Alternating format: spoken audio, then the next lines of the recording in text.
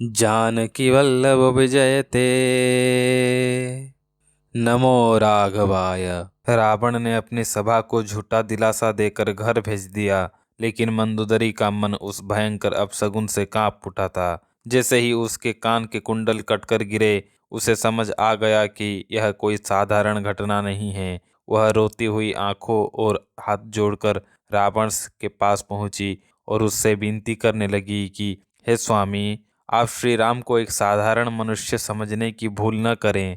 वे साक्षात विश्वरूप भगवान हैं। मंदोदरी ने रावण को समझाने के लिए भगवान के उस विराट रूप का वर्णन किया जो वेदों में वर्णित थे। उन्होंने कहा कि यह पूरा ब्रह्मांड उन्हीं का शरीर है, पाताल उनके चरण हैं और ब्रह्मलोक उनका मस्तक है। भयंकर काल उनकी भुवों का तिरछा होना है, सूर्य उनकी आंखें हैं और ये उमड़ते हुए बादल उनके केश हैं। दिन और रात उनके पलकों का झपकना है, दसों दिशाएं उनके कान हैं और वायु उनकी श्वास है। लोभ उनके होठ हैं, यमराज उनके भयानक दांत हैं और उनकी हंसी ही भगवान की माया है। नदियां उनकी नसें हैं, पर्वत उनकी हड्डियां हैं और समुद्र उनका पेट है। मंदोदरी ने रावण को बताया कि जिस शिव, ब्रह्मा और विष्णु पर उसे गर्व है, वे भी उन्हीं का अहंकार, बुद्धि और चित्त के रूप हैं। उसने अपने पति के पैर पकड़ लिए और कहा, हे नाथ, अपनी जीत छोड़ दीजिए और श्री राम के चरणों में प्रेम कीजिए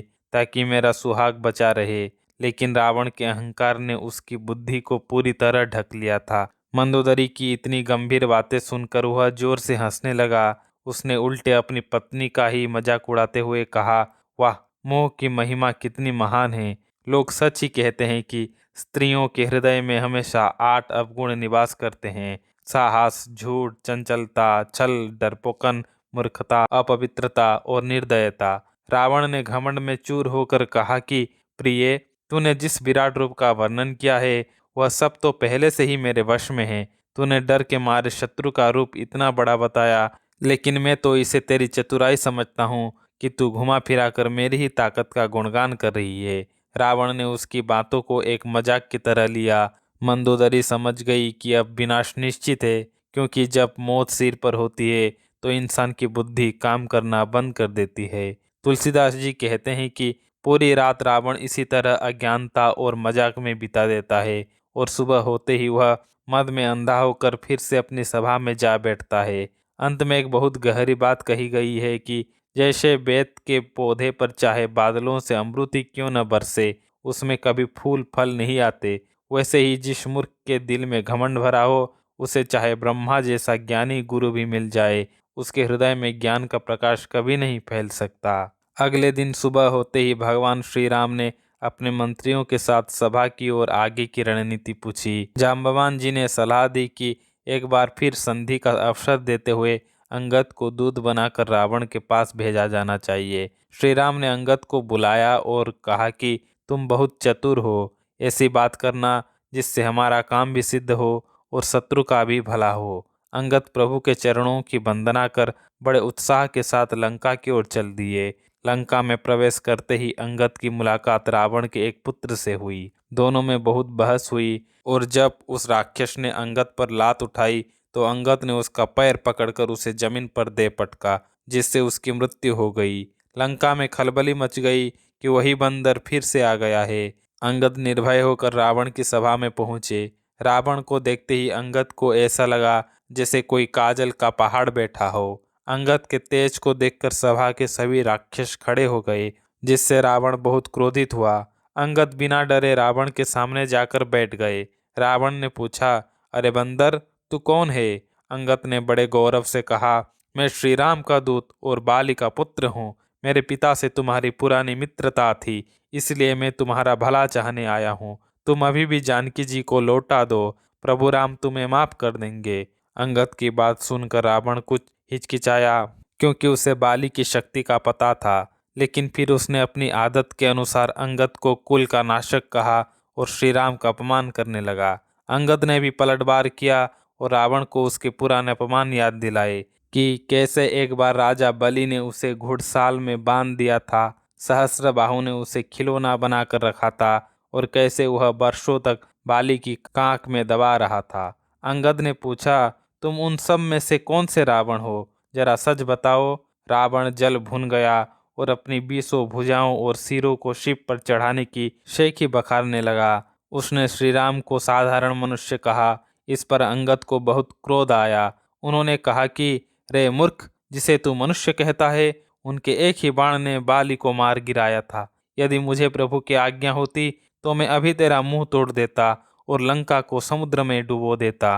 अंगद ने रावण के अहंकार को पूरी तरह कुचलने के लिए सभा के बीच में अपना पैर मजबूती से जमा दिया और चुनौती दी। अरे रावण, यदि तेरी सभा में कोई भी योद्धा मेरा पैर जमीन से हटा दे तो मैं हार मान लूंगा और श्री राम बिना युद्ध के ही सीता जी को हार कर वापस लौट जाएंगे। रावण के बड़े बड़े योद्धा, यहाँ तक कि मेघनाद भी आया, लेकिन कोई अंगद का पैर हिला तक नहीं सका। सब लज्जित होकर बैठ गए। अंत में जब रावण स्वयं अंगद का पैर पकड़ने के लिए उठा तो अंगद ने पैर हटा लिया और हंसते हुए कहा, अरे मूर्ख, मेरा पैर पकड़ने से तेरा भला नहीं होगा।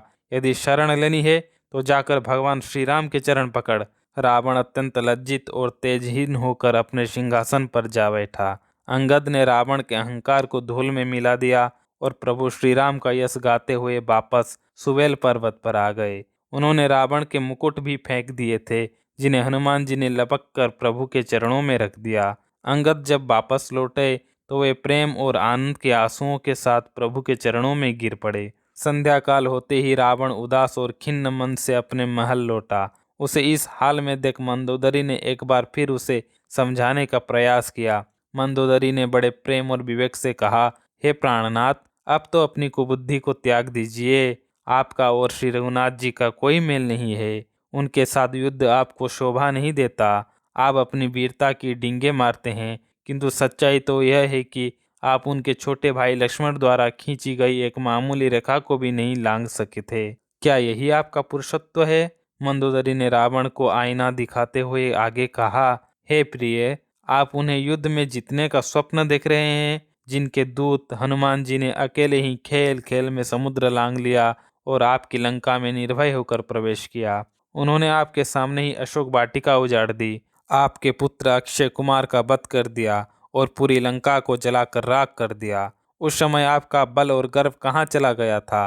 अब व्यर्थ की डींगे मत मारिए और मेरे शब्दों पर विचार कीजिए। रावण को सचेत करते हुए मंदोदरी ने कहा, स्वामी, आप उन्हें केवल एक साधारण राजा समझने की भूल न करें। वे समस्त चराचर जगत के स्वामी और अतुलनीय बलशाली स्वयं भगवान हैं। याद कीजिए, मारीच उनके बाण के प्रभाव को जानता था, पर आपने उसका कहना नहीं माना। जनक की सभा में भी आप मौजूद थे, दुनिया भर के पराक्रमी राजा भी, पर श्री राम ने ही शिव जी का धनुष तोड़कर जानकी जी से विवाह किया। तब आपने उन्हें युद्ध में क्यों नहीं जीता? यहाँ तक कि इंद्र पुत्र जयंत ने उनकी शक्ति को आजमाया तो उसे अपनी एक आंख गंवानी पड़ी। शूर्पणखा की दुर्दशा तो आपके सामने ही है, फिर भी आपको लज्जा नहीं आती?